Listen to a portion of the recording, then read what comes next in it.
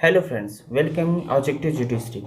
Last video में हमने CrPC में इंट्रोडक्शन एंड डिफिनेशन पढ़ा था। फ्रेंड्स, आज हम चैप्टर 2 यानी constitution of criminal codes and offices के बारे में पढ़ेंगे।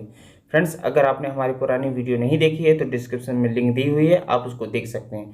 फ्रेंड्स, आगे पढ़ने से पहले मैं चाहता हूँ कि आप लोग हमारी वीडियो को अच्छी लगे तो लाइक करें, शेयर करें और सब्सक्राइब करें और बेल आइकन को जरूर क्लिक करें ताकि हमारी नई वीडियो आप तक सबसे पहले पहुँचे। तो फ्रेंड्स, शुरू करते हैं आज का टॉपिक। आज हम सीआरपीसी के चैप्टर 2 यानी कि constitution of criminal codes and offices के जो सेक्शन 6 से 25A तक कवर करता है उसके बारे में पढ़ेंगे। तो friends, constitution of criminal codes and offices section 6 to 25A, उसमें section 6 classes of criminal codes के बारे में बताता है।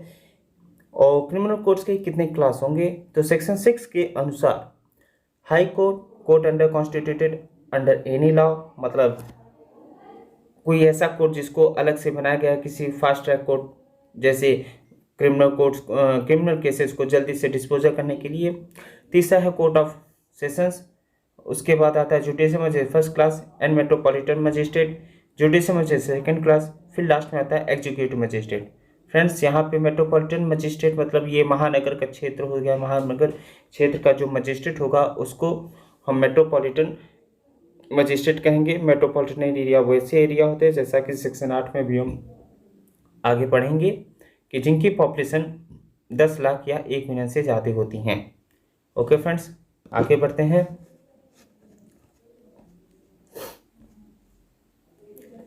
Territorial division section 7 of CrPC provide territorial divisions.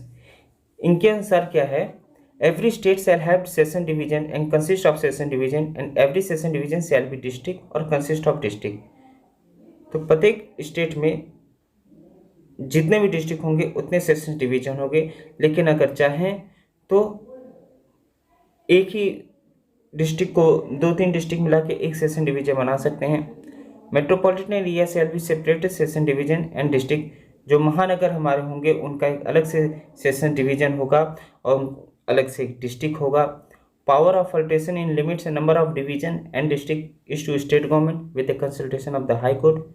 राज्य सरकार को यह शक्ति है, यह पावर है कि वह डिवीजन, उनके सेशन डिवीजन के लिमिट्स को, उनके जुरिडिक्शन को बढ़ा सकती है या घटा सकती है, या डिवीजन्स के नंबर को बढ़ा सकती है या घटा सकती है, लेकिन उसके लिए वो हाई कोर्ट से एक बार जरूर कंसल्ट करेगी। सेक्शन 8 हमें बताता है मेट्रोपॉलिटन एरिया विच है पॉपुलेशन मोर देन 1 मिलियन और 10 लाख, मतलब हमारे वही महानगर क्षेत्र जो है वो क्या कहलाएंगे, तो ऐसे डिस्ट्रिक्ट जहाँ पे लोगों की संख्या पॉपुलेशन 1 मिलियन 10 लाख से अधिक होगी, तो इस एरिया को मेट्रोपॉलिटन एरिया या महानगर क्षेत्र कहेंगे। ठीक है फ्रेंड्स, आगे बढ़ते हैं। Section 9 court of session. Section 9 of CrPC define the court of session. उसके बारे में हमें बताता है। It is not define the court of session, but court of session section 9 of CrPC में दिया गया है। इनके अनुसार जो कोर्ट ऑफ सेशन की स्टैब्लिशमेंट होगी वो राज्य सरकार द्वारा होगी। राज्य सरकार कोर्ट ऑफ सेशन की स्टैब्लिश करेगा और वहाँ पे जो प्रेसाइडिंग ऑफिसर होगा, जिसे हम सेशन जज कहेंगे, उनको जो है कि हाई कोर्ट द्वारा अपॉइंट किया जाएगा। और सेशन जज के नीचे रहने वाले एडिशनल सेशन जज एंड असिस्टेंट सेशन जज, इनका भी अपॉइंटमेंट हाई कोर्ट के द्वारा ही होगा। तो आप देखेंगे कि सेशन जज, एडिशनल सेशन जज एंड असिस्टेंट सेशन जज, तीनों के अपॉइंटमेंट कौन कर रहा है, हाई कोर्ट कर रहा है। अगर किन्हीं कारणों से सेशन जज का जो है सीट खाली है, वैकेंट है, नहीं बैठा है, तो और कोई अर्जेंट केस है जिसका डिस्पोजल जरूरी है, कोई एप्लीकेशन है जिसका डिस्पोजल जरूरी है, तो हाई कोर्ट अरेंज कर सकता है, व्यवस्था कर सकता है एडिशनल सेशन जज को या असिस्टेंट जज को कि वो वहाँ पे बैठ के काम करे। फ्रेंड्स, यहाँ पे मैं बताता हूँ कि सेशन जज के बाद एडिशनल सेशन जज आएगा। अगर एडिशनल सेशन जज नहीं उपस्थित है तब असिस्टेंट सेशन जज को कहेगा, और अगर दोनों ही नहीं है तब सीजीएम को यह कार्य सौंपेगा कि वो जो जरूरी अर्जेंट केसेस हैं, एप्लीकेशन है, उनका डिस्पोजल करें। Section 10 subordination of assistant session जज। तो फ्रेंड्स, असिस्टेंट सेशन जज किसके सबऑर्डिनेट होगा, ये हमारे सेशन जज के जो है सबऑर्डिनेट होगा। सेक्शन 11 हमारा प्रोवाइड करता है कि court of judicial magistrate. Court of judicial magistrate में इंक्लूड क्या करता है? CGM judicial magistrate first class, judicial magistrate second class.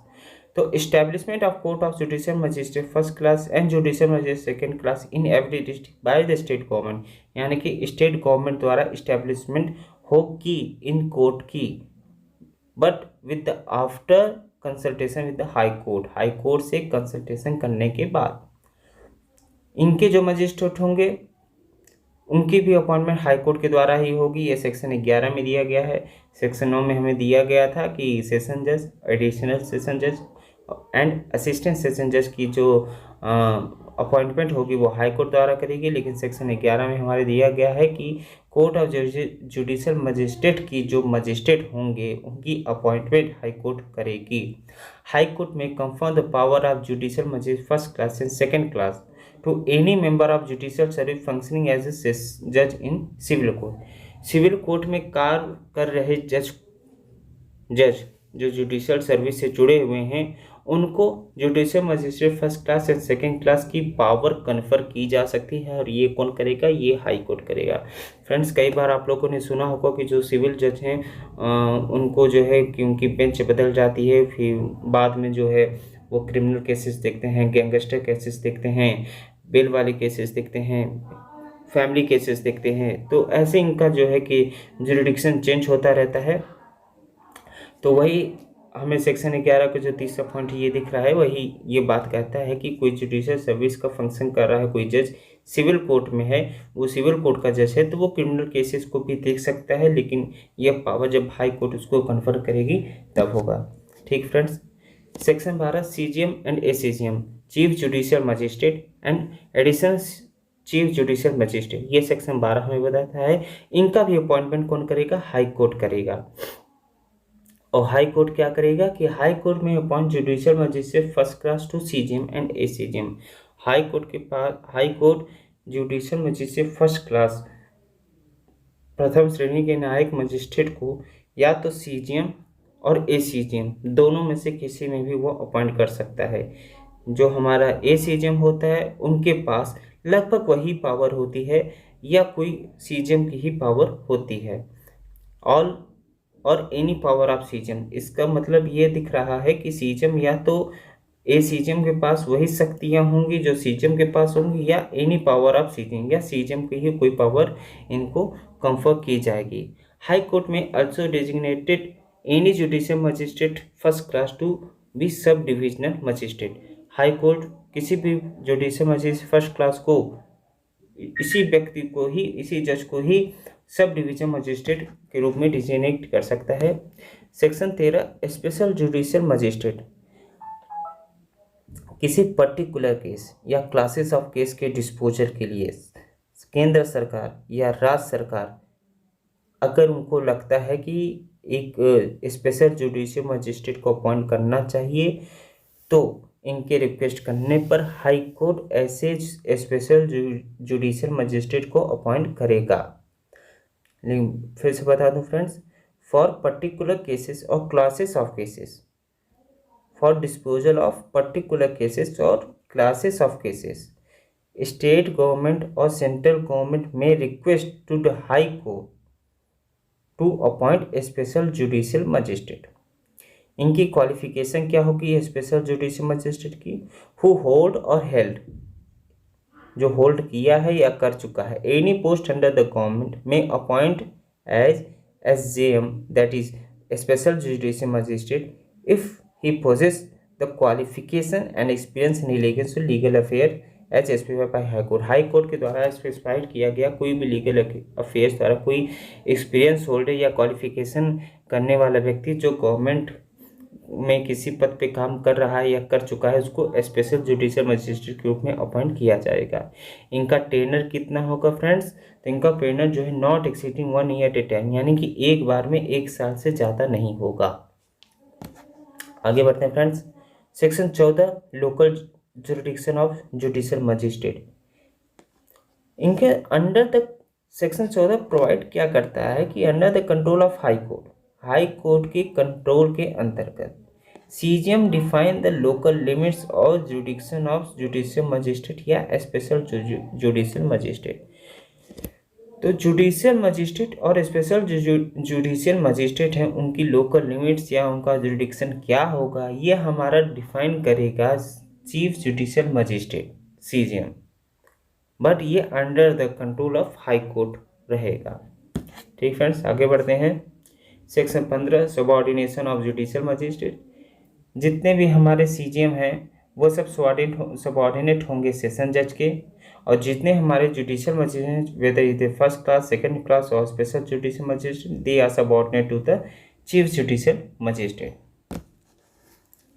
Metropolitan magistrate, chief metropolitan magistrate and additional chief metropolitan magistrate, ये तीनों मजिस्ट्रेट का जो प्रोविजन सेक्शन 16, 17, 18, 19 में दिया गया है, ये यार सेम है सेक्शन 11, 12, 13, 14 में दिए हुए। मतलब कुछ नहीं चेंज करना है, बस वर्ड्स का अंतर है। यहाँ पे मेट्रोपॉलिटन एरिया की बात होगी और वहाँ पे मेट्रोपॉलिटन मजिस्ट्रेट हो गए, यहाँ पे सेशन मजिस्ट्रेट हो जाते थे। चीफ जुडिशियल मजिस्ट्रेट की जगह यहाँ पे चीफ मेट्रोपॉलिटन मजिस्ट्रेट हो गए, और additional chief judicial magistrate ACGM की जगह यहाँ पे एडिशनल चीफ जुडिशियल मजिस्ट्रेट हो जाएगा।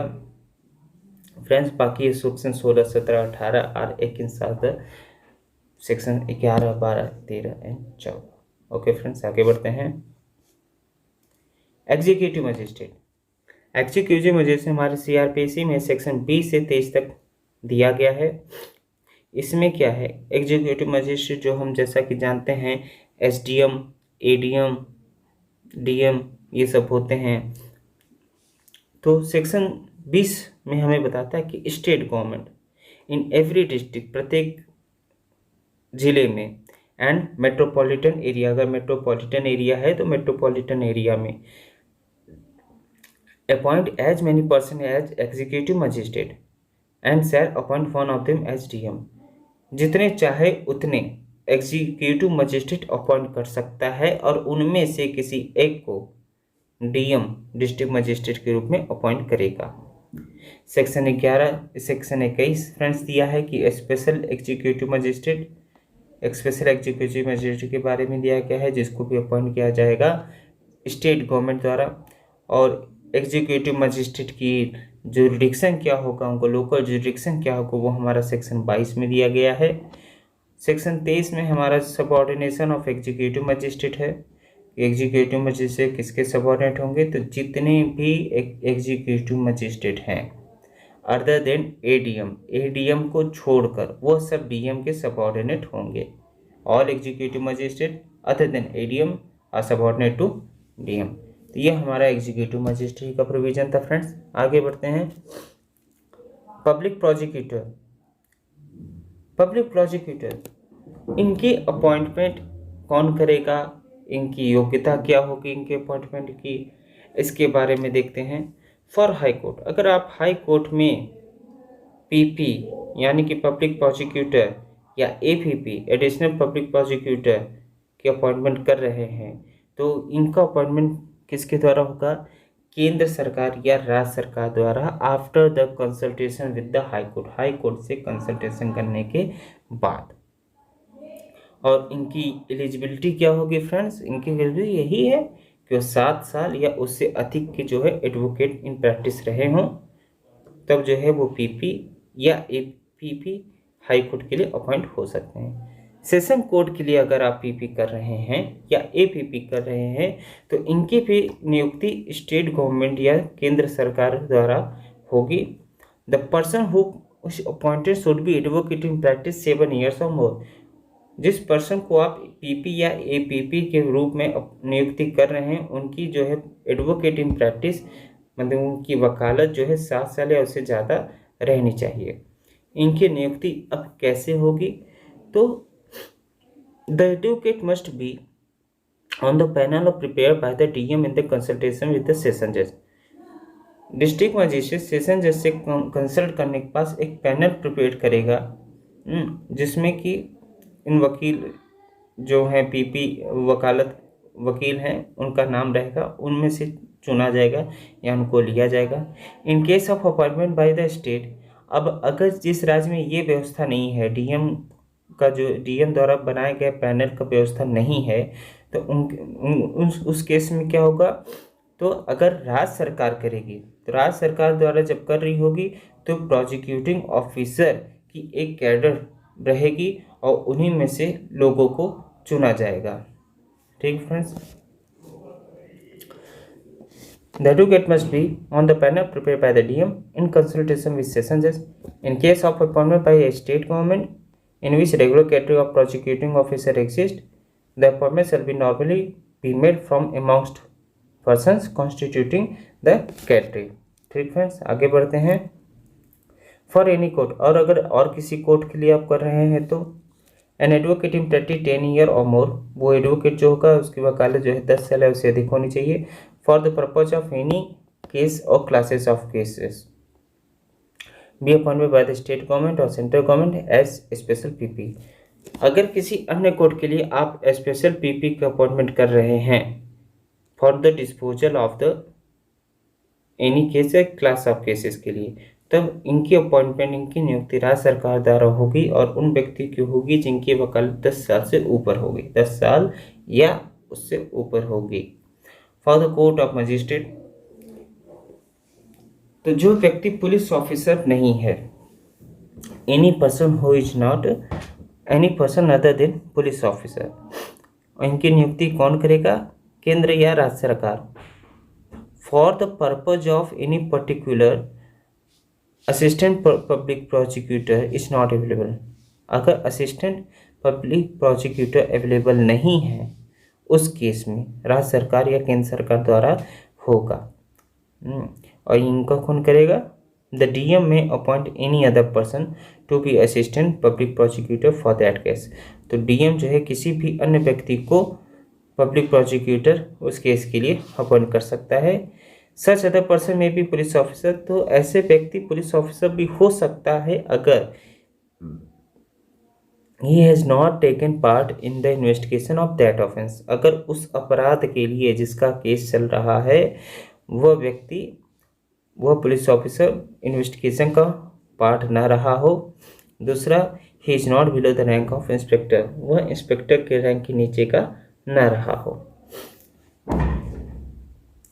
Section 25A and the last section of this video, Directorate of the Prosecution।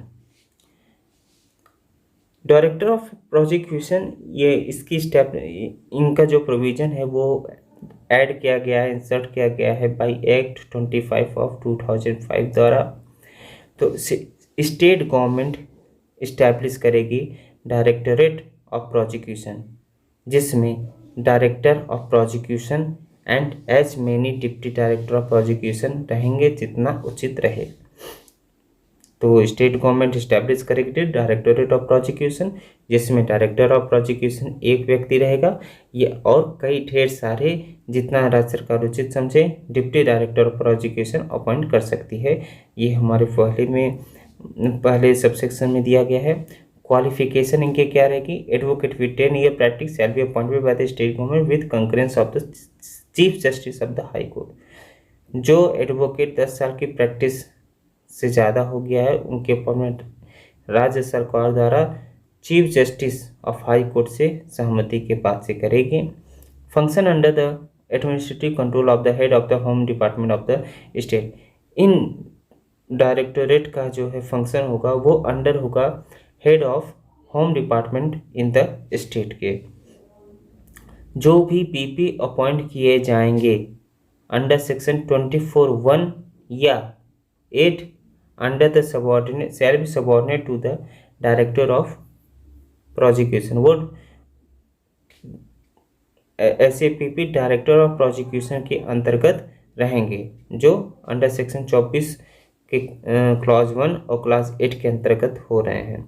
और जो पीपी अंडर सेक्शन 24(3) और 8 या सेक्शन 25(1) के अंतर्गत अपॉइंट किए जा रहे हैं वो डिप्टी डायरेक्टर ऑफ प्रोसिक्यूशन के अंतर्गत रहेंगे। फ्रेंड्स, ये सबसे लास्ट सबसेक्शन है सबसेक्शन 8। इसमें अगर कोई अटॉर्नी जनरल स्टेट का एज ए फंक्शन पीपी का कार्य कर रहा है, एज ए किसी केस के लिए वो पीपी बना है, पब्लिक प्रोसिक्यूशन बना है, तो यह सेक्शन उस पर अप्लाई नहीं होगा। फ्रेंड्स, अभी तक हम लोगों को क्रिमिनल कोर्ट्स के रैंकिंग के बारे में अंदाजा हो गया होगा। अब हम आगे बढ़ते हैं और एक फ्लो चार्ट देखते हैं hierarchy of the criminal courts, जिसमें सबसे ऊपर है सुप्रीम कोर्ट, फिर उसके नीचे है हाई कोर्ट, फिर उसके नीचे है सेशन कोर्ट। सेशन कोर्ट के अंतर्गत 3 कोर्ट आ जाते हैं, असिस्टेंट सेशन जज का, CMM यानी कि चीफ जुडिशियल मजिस्ट्रेट, और एडिशनल चीफ जुडिशियल मजिस्ट्रेट, और इसी के पैरेलल में ही होते हैं CJM and ACJM। Session court में फ्रेंड्स सेशन जज एंड एडिशनल सेशन जज दोनों होते हैं।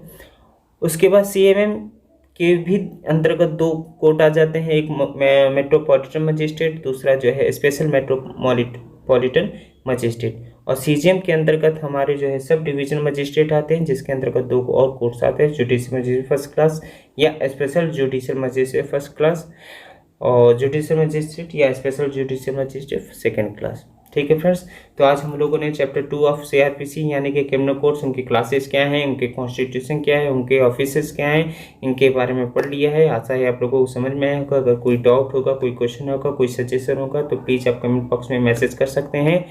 और अगली वीडियो में हम जल्दी मिलेंगे इसके आगे का भाग लेके। Thank you.